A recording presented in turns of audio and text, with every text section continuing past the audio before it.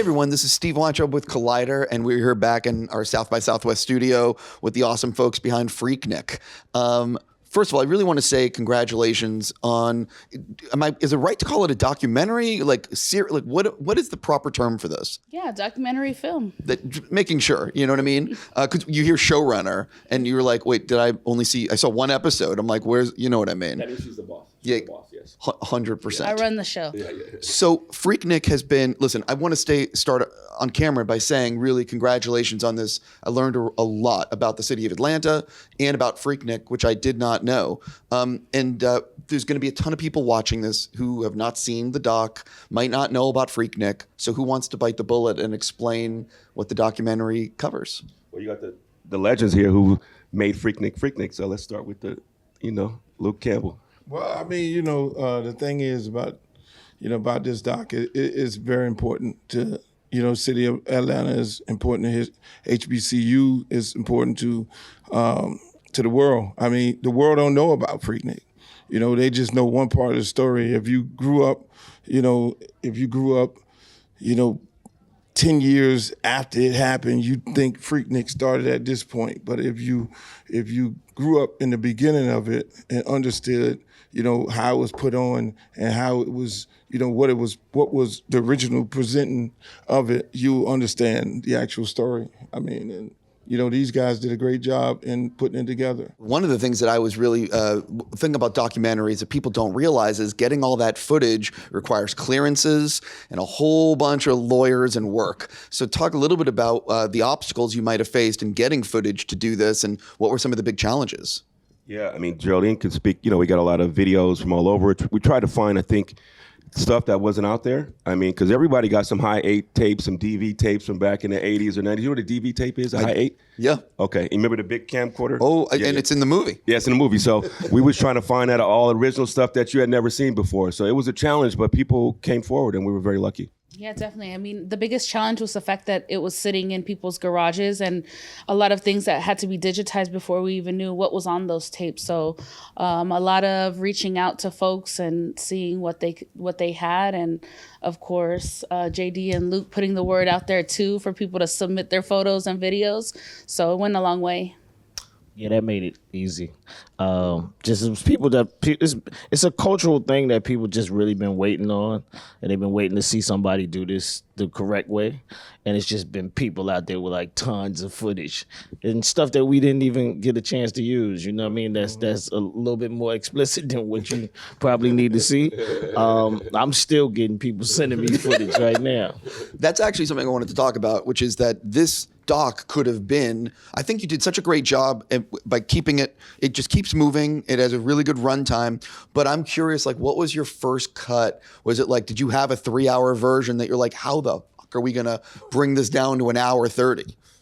Well, no, we had an actual originally it was a different direction, which I don't know if people know that, but it was actually about bringing Freaknik back and turned it into a retro after that. So that cut was a totally different cut than what you saw. Mm-hmm. Shout out to Disney and Hulu for, understanding that particular situation wasn't the best direction based on some of the people involved. But we're very happy with it. I just wanted to follow up. Freaknik is about Black joy. It's a celebration of young Black people finding freedom in America, in a country that really didn't accept them. That's why they started this picnic, because they needed a place for themselves. And so you can look at Daytona and all of those kind of places and sort of the treatment of them versus African Americans in America. So, this is a film about race, about culture, about young people and joy. One of the things you bring up in the documentary is the hypocrisy. The fact that, people in Daytona are doing even crazier shit and they're getting away with it, or other places. But, Freaknik, especially before the Olympics, and you could really talk so much about the city of Atlanta. I always get mad at government hypocrisy. Mm-hmm. Right. Shit makes me crazy. He was in Atlanta at that time and saw all of that, right? Yeah, I mean, I think what's interesting about this is that it's I see all the people talking, and I see all of the I would say social media commentary that's wondering what this documentary is about, right? And it's a little disrespectful to me, because to me, people didn't want us to live our story. You know what I mean? I think that's what I realized when we started doing this. Is like Luke, myself, we from the South. It's not anything else that connects us besides more than just the fact that we are connecting states, almost, Georgia, Florida, and whatever else is in the South. But it's a whole lifestyle in the South that this has happened, right? And it's not just, you see people saying in Virginia that they had something going on in VA and they had a Greek fest or something down there, and they trying to compare this to Freaknik. And what they don't understand, or even when they say that, what they stop paying attention to is that Atlanta has 4 HBCs, not one. Mm-hmm. So it's whatever happened in Howard in DC, Atlanta's 4 times that. Whatever happens in Hampton, you know what I mean? At any one of these other HBCs, it's just one. We have 4 of them in this city. So the explosion of Freaknik and what it is, a lot of people don't actually pay attention to that level of this. This is something that's not just like a bunch of kids just having a picnic. Yeah, it started at that, but it just opened the doors for, like, you should open your eyes and pay attention to how geographical and cultural the city and everything that's happening with this Freaknik is, basically. Well, as you talk about in the documentary, Freaknik like pretty much put Atlanta on the map in terms of for so many people. And what I found so amazing about it is this all happened before Wi-Fi, the internet, before you know what I mean? Like people were reading newspapers and magazines and calling each other to pull this shit off. You know what I mean? Like it's crazy what was able to be accomplished in the 80s and especially into the early 90s. Yeah. No, I was saying, I think that's the cultural, I think that's the cultural part of it. Is that the message is like, you had to be there. This was a thing that's just like Luke coming from Miami and me not, being younger and not knowing, like, why are these people coming to Atlanta like this? What is it so special about this? You know what I mean? Because I was a kid that couldn't really really participate in the first efforts of Freaknik. So I was actually just watching from like cars and just riding around, watching all the people go into the clubs. And you see this, but then you start seeing, like we say in the doc, the stars that start coming, Luke Skywalker and all of these people from other places, and you just start saying, damn, what is it about Freaknik that's making all these people come? And it, like I said, it just opens an education of like history to me, social studies that we haven't had. You asked a question earlier about the controversy of it. I mean, Freaknik still exists today in Miami Beach. Miami Beach trying to ban black college spring breakers. It's no different than what was going on in this film. And so it's so amazing that this film is coming out at a time when you have a city like a place where I'm from, and I basically grew up and was born at, exercising the same things that happen when you look at this doc. You see what I'm saying? And just like Jermaine said, it just brought so much. When you had all those HBCUs in there, and then the surrounding areas with Georgia, Florida, Alabama, and all these folks coming together in one city, it just took on a life of its own. But it's very, what they did in bringing the originators of Freaknik to tell that part of the story, that is, for me, that's the most important part of it, because it turned into something else, like JD said. When I came down, I'm wild and crazy, 2 Live Crew dude, and I heard Freak, and I just thought I was supposed to go anywhere where it said Freak at. Right. So when I got there, it was like, okay, we just got a Freaknik, not knowing that it was a civilized party done by some Divine Nine organizations. One of the things that I found amazing is that nowadays so many things get disrupted, unfortunately, with like gun violence and disruptive elements. And what was amazing about Freaknik in the 80s and in the early 90s till a certain point is how it seemed pretty peaceful and just like a great party where people want to just mingle and have fun. And can you sort of talk about that? Like there was almost a time before everything went off the rails. Definitely. I mean, I definitely say this all the time. It was a time in America when people didn't pay their money to go somewhere to act stupid.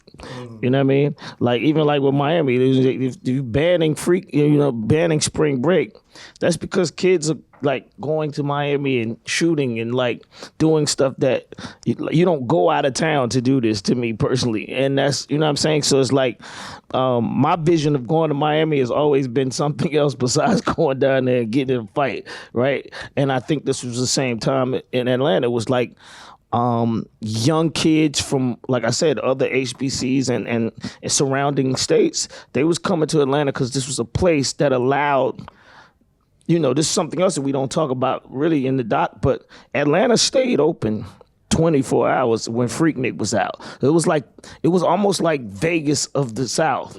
Like we had a club in Atlanta called 112 where you could go to at 5 o'clock in the morning, and this place was packed, jam-packed.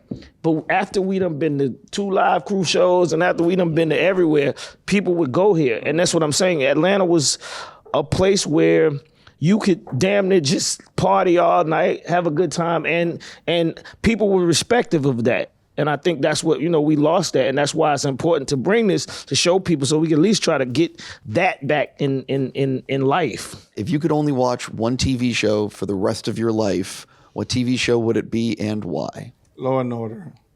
They just keep killing people and killing people, and Ice-T stays on there. He's one of my favorite rappers ever, so as long as he keep getting a check, there's a rapper involved. And Olivia, I love her, and I just be having these dreams about being in bed with her. I love that. I love that answer. Everything about it. I'm not even sure how to follow up with that situation. I don't know. That's a good one. I gotta hit up Ice. I'm like, Ice, you get props from Luke. I'm gonna go on the light fare. I'm just gonna go with the Martin situation because I do a lot of deep stuff in my regular life in television film. So I just want to laugh. So Martin, to me, I just turn it on and I just release. So Martin, Lawrence. Okay. I'm very familiar. Yeah. Martin. Okay.